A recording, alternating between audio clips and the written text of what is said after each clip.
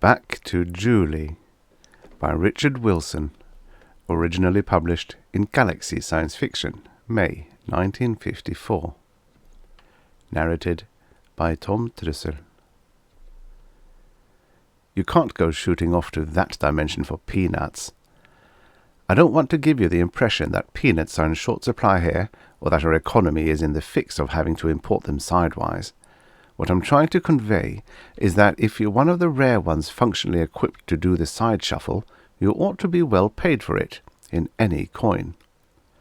That's what I told Krasnow, and he wasn't after peanuts. I'll do it, I said, if you'll make it worth my while. I'd hardly expect you to do it for nothing, he replied reproachfully. How much do you want? I told him. The amount shook him up, but only briefly. Okay, he said grudgingly. I suppose I'll have to give it to you, but the stuff had better be good. Oh, it is, I assured him, and you don't have to be afraid, because I couldn't possibly skip with the loot. I'll have to travel naked. I can't get there with so much as a sandal on one foot or a filling in a single tooth. Fortunately, my teeth are perfect. Sweat poured off Krasnow's florid face as he worked the combination of his office safe. His fat jowls quivered unhappily around his cigar while he counted out the bills. 10% was cash in advance, and the rest went into a bank account in my name. I paid off a batch of bills, then stripped and did my off to Buffalo. Honest John Krasnow was a crooked district attorney who wanted to be governor and then president. He had the machine, but he didn't have the people. And because he needed the people, he needed me. I had been to this other dimension, the one on the farthest branch of the time tree, and I could give him what he wanted. Krasnow found out about it after I was hauled up in front of him on a check-kiting charge. I'd had something of a reputation before I got into difficulties, and, in trying to live up to the reputation, I had done some plain and fancy financing. Nothing that 15 to 20 grand wouldn't have fixed, but while I scrounged around, trying to get cash, I kited a few checks. They pyramided me right into the DA's office, where Krasnow was probably sympathetic. How, he asked, could a man of your standing in the scientific world stoop so low? It developed into quite a lecture, and even coming from Krasnow, it made me feel pretty low. So I began explaining. I told him where I was born, and where I went to school, and where I had taken my sabbaticals, including this other dimension. And Krasnow believed me. I can't account for it, except possibly because he knew he was a crook, and I knew I wasn't one, exactly. Anyway, he believed me, and we made the deal, and I did the side shuffle, as agreed. The journey to that other dimension is not a pleasant one. It does disturbing things to the stomach, and you see everything thin and elongated, as if you're sitting too far to the side in a movie theatre. I got there, however, and waited for the hiccups to subside. Hiccupi laterali, I had called them when I considered writing an article for the medical journal after my first trip. With the hiccupi gone, I stole some clothing, which was one of the riskiest parts of the program, and waited for morning. I didn't have any money, of course, so I had to hitchhike into town. I could have stolen myself a better fit, but people aren't clothes-conscious in that dimension. They're more interested in what you are and what you can do.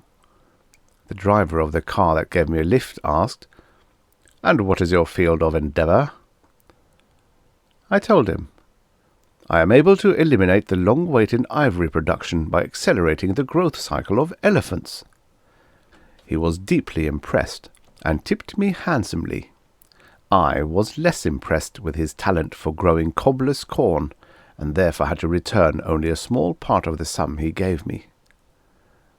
The world of this dimension had developed some remarkable parallels to Earth. I mean our Earth, which falls into what I have called designated Timeline 1.1, since it's the Earth with which I am most familiar. Every other world that has a language calls itself Earth 2. I had to visit briefly hundreds of the lateral worlds, hovering over primordial swamps, limitless oceans, insect kingdoms, and radioactive planetoids, before I found the one that was truly parallel. It existed in timeline 17.08, and it had refrigerators, platinum blondes, automobiles, airplanes, apple pie, tabloids, television, scotch and soda. Just about everything we think makes life worthwhile. But it had its little differences, which was only to be expected in a timeline where the bionomics would create a new world each time someone changed his mind. Thus, the cobbler's corn man was driving what looked to me like a Chevrolet, but which was a Morton in his world. He let me off near a downtown restaurant where, thanks to a little exchange of talent talk, I had enough money for breakfast. It was considered unethical to swap talent talk outside the limits of certain rigidly defined groups, so I didn't try to out-impress the waitress. Fed, and feeling my stolen clothes a bit better, I walked to the recorder's office and spent the rest of the morning looking up old documents. There was nothing there for Krasnow, as I had expected. But for me there was a very pretty file clerk. Talking to her, I verified my impression that human instincts and relationships were much the same in this dimension as in my own, except in the one basic respect that interested Krasnow, of course. The file clerk and I lunched together, and then I spent the afternoon in the library. But I didn't find anything there either, and then I had dinner with her. She said her name was Julie. I told her mine was Heck, for Hector, which it is. She thought this was awfully cute, and we got along fine. Julie had a delightful apartment and a matching sense of hospitality. The following day, when she went to work, I stayed home and washed the dishes and made the bed and used the telephone. I ran up quite a bill with my long-distance calls, but I found out what I needed to know. I impressed a lot of people with my elephant story, and pretended to be impressed hardly at all with what they told me they did, although often I was, very much. The trouble with these people is that they no longer know how to lie, if that can be listed as trouble. I don't think it can. Neither did Krasnow, obviously. He'd never have sent me off on my expensive side trip if he had. Of course, Krasnow looked at it objectively. What he wanted from timeline 17.08 was not for himself. It was for everybody else. He wanted the formula for the truth gas these people had developed long ago and loosed upon their world to put a stop to wars. They had been in a bad way, although no worse than the sort of problem we were up against. Their trans-ocean squabbles and power politics seemed to have settled into a pattern of a war or two per generation, just like us. Hence, the man who invented the truth gas became a global hero after a certain amount of cynicism and skepticism. All the doubts vanished naturally once the gas got to working, and so did war. You can't do much plotting and scheming if, every time you open your mouth to tell a lie, you stammer, sweat, turn red, and gasp for breath. It's a dead giveaway. Nobody tries it more than once. 1 or 2 men had tried to nullify the gas or work out a local antidote, either as a pure research project or through power madness. But because they had to state their purposes as soon as they thought of them, they were put away. Neat. Very neat. What I wanted was a formula for the truth gas. Its location wasn't exactly a secret in this land of complete candour, but it wasn't writ large on any wall for all to see either. They kept it in the capital, located about where our Omaha is, on file among the vital statistics. I took a superjet out there.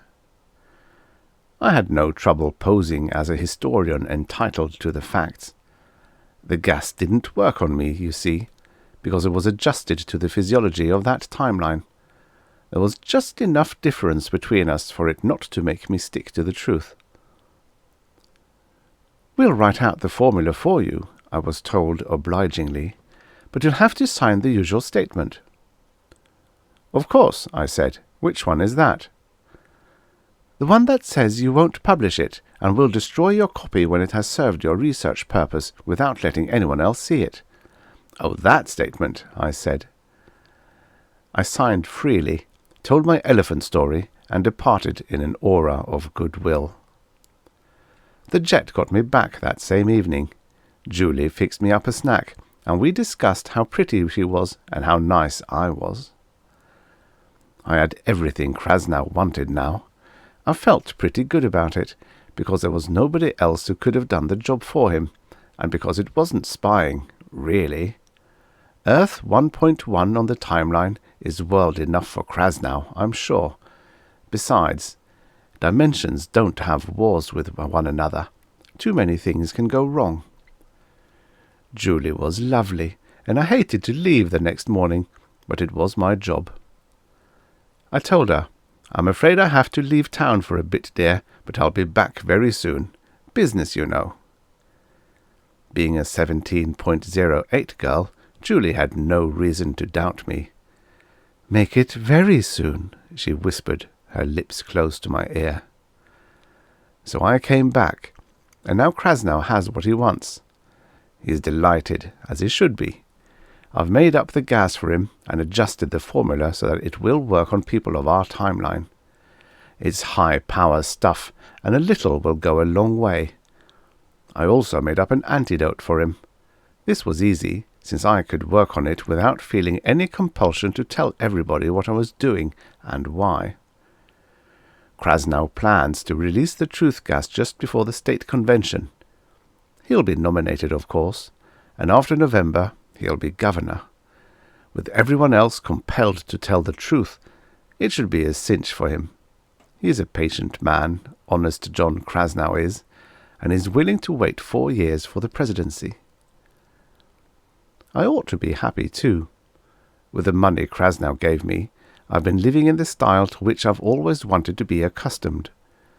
He has offered me a place on his staff, and somewhat superfluously the use of his antidote.